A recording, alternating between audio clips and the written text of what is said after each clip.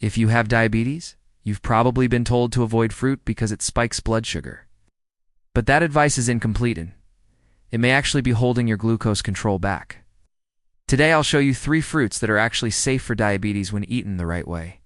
First up, berries. Strawberries, blueberries, raspberries, they're all packed with fiber and antioxidants. The fiber slows down sugar absorption, preventing sharp spikes. Try a cup with some plain yogurt for a balanced snack. Next, we have apples. An apple a day keeps the doctor away, and that holds true for diabetes management too. Their soluble fiber helps stabilize blood sugar, so make sure to eat the skin. That's where a lot of the nutrients are. Finally, avocados. Yes, they're a fruit. They're super low in carbs, but high in healthy fats, which actually improve insulin sensitivity. Add some slices to your salad, or mash it on whole wheat toast. Most people with diabetes live in fear of fruit. Apples, bananas, berries all lump together as sugar, so they avoid fruit entirely. But the frustrating part is, their A1C might still be climbing. They're dealing with energy crashes, and those cravings just won't quit. Sound familiar? Here's the thing. Fruit is not the enemy. Refined sugar is.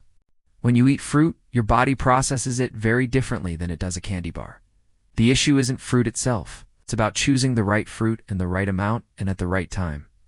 When you learn how to do that, fruit can actually become a powerful tool in managing your health. You've probably heard that fruits have sugar. Yes, fruit has sugar. That's absolutely true.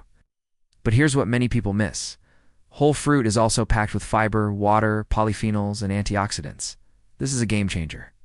The fiber is key. It slows down your digestion and delays how quickly your body absorbs glucose. What does that mean for you? It means you can often avoid those sharp, nasty blood sugar spikes. Think about it. Fruit juice sends your blood sugar soaring because the fiber has been stripped away.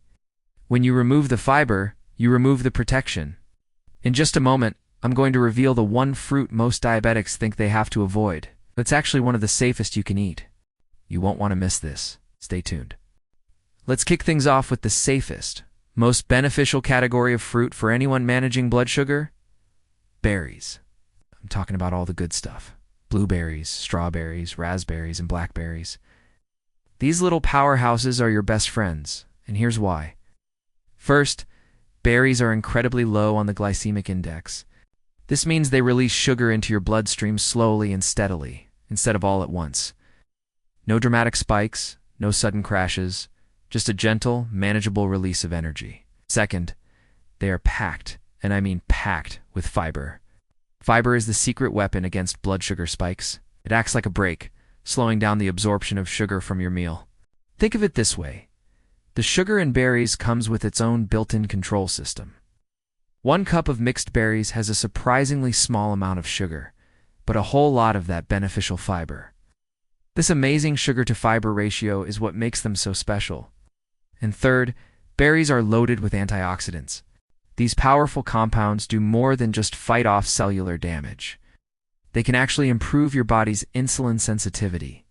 Multiple scientific studies have shown that regularly eating berries can lead to better post-meal glucose control and a reduction in inflammation, which is a key factor in many chronic conditions. So, how do you incorporate these wonderful fruits into your diet safely and effectively? It's all about portion and pairing. Great starting point is about a half cup to 1 full cup per serving. Don't go overboard, but you can definitely enjoy a satisfying amount. The best time to eat them is either with a meal or right after a source of protein and healthy fat. This strategy helps to further blunt any potential rise in blood sugar. For example, try pairing your berries with a bowl of plain Greek yogurt, a handful of nuts, like almonds or walnuts, or some chia seeds and flax seeds.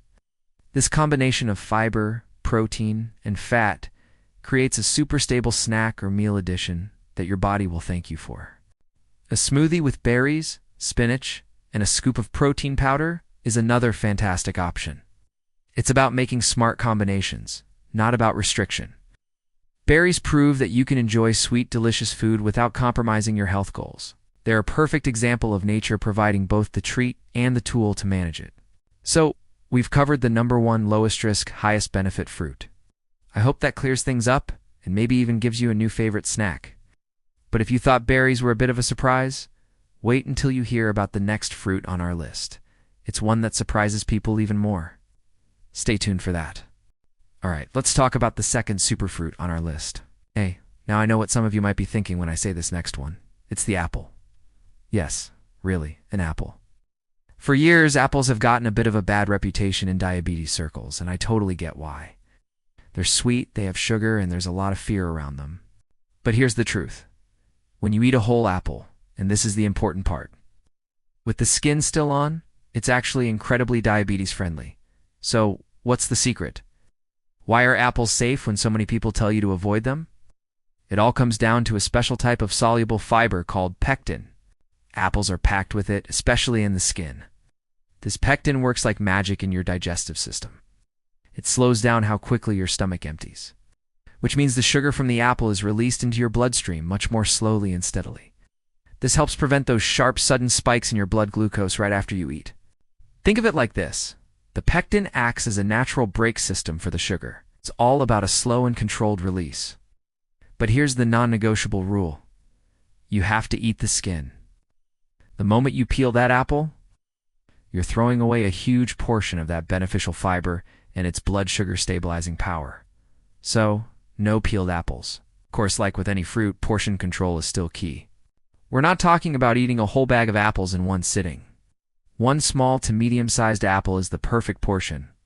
And please, this doesn't apply to apple juice, which is basically just sugar water without the fiber. The same goes for most commercial applesauces, which are often loaded with added sugars. We want the whole, natural fruit, just as nature intended. So, if you've been skipping apples because you were worried about your A1C, I hope this clears things up. Give them another chance, skin and all. And you'll definitely want to stay with me, because the third fruit we're about to discuss might completely change how you see fruit and manage your health forever. Alright, let's talk about the next fruit, which I think is one of the most underrated options for blood sugar control. The kiwi. Seriously, this little green powerhouse doesn't get enough credit. So why is kiwi so good for us?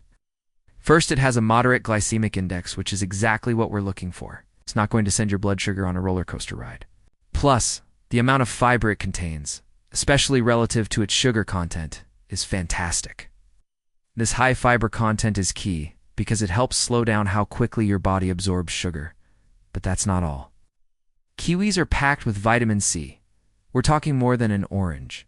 This incredible amount of vitamin C, along with other antioxidants, helps fight inflammation, which is often a problem when blood sugar levels are high. The combination of fiber and other unique compounds in kiwi actually slows down how quickly carbohydrates are digested and absorbed from your meal. In fact, studies have shown that eating kiwi leads to a much smaller and slower rise in blood glucose compared to many other common fruits, even ones that people think are healthy. So, how should you eat it to get the most benefit? It's simple. Stick to 1 or 2 small kiwis at a time. This portion size is perfect to get all the benefits without overdoing it on the sugar. And it's best to eat them with a meal, not on their own. Adding kiwi to your breakfast or as a dessert after lunch can help manage the blood sugar response of the entire meal. And one more thing. Whatever you do, do not blend or juice your kiwi. When you do that, you break down all that precious fiber and turn it into a fast-acting sugar drink, which is exactly what we want to avoid. Just peel it and eat it, or scoop it out with a spoon. It's that easy. Now, we've talked about 3 amazing fruits you can enjoy. You're probably feeling pretty confident, right? But hold on. Let me show you the single biggest mistake people make, even with these so-called safe fruits. This is something I see all the time, and it can completely undo all your hard work. You're going to want to hear this. Let's get into it. So you think fruits are always a safe bet for your health? Well, not so fast. Even these natural goodies can send your blood sugar on a wild roller coaster ride if you eat them the wrong way. Let's break down how to enjoy fruit without the dreaded glucose spike. This is super critical, so pay close attention. First up, rule number 1. Never, and I mean never, eat fruit all by itself. Think of fruit as a social butterfly. It needs friends. Pair it with foods rich in protein, healthy fats, or fiber. For example, have an apple with a handful of almonds, or mix some berries into your Greek yogurt. You could even have your fruit as part of a larger, balanced meal.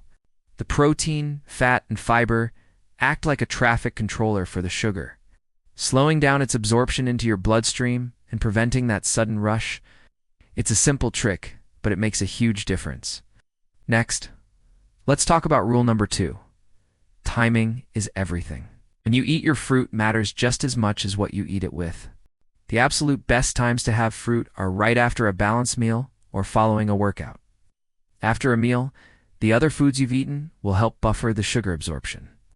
And after exercise, your muscles are like sponges. They're ready to soak up that glucose for energy and recovery, so it's less likely to linger in your bloodstream. The earlier in the day you eat fruit, the better, as your body has more time to process the sugar, and the worst time. You guessed it, eating fruit all alone on an empty stomach. That's a direct ticket to Spike City. Finally, rule number 3. Portion beats perfection. You can follow the first 2 rules perfectly, but if you eat a massive bowl of fruit, you're still going to see a glucose spike. It's simple math. Too much of anything, even a good thing, can be a problem. A serving of fruit is typically about 1 cup of berries or 1 medium-sized piece of fruit like an apple or banana. Stick to that and you'll be in a much better position. When people start applying these 3 simple rules, pairing their fruit, timing it right, and watching their portions, they almost always see smoother glucose curves, more stable energy, and fewer of those awful post-sugar crashes. It's not about cutting out fruit. It's about eating it smarter. Give these tips a try and see how you feel. If this helped you rethink fruit and diabetes, give this video a like. It really helps other people find it. Subscribe for more science-based diabetes education. And comment below. Which fruit were you most afraid to eat before watching this? Thanks for watching.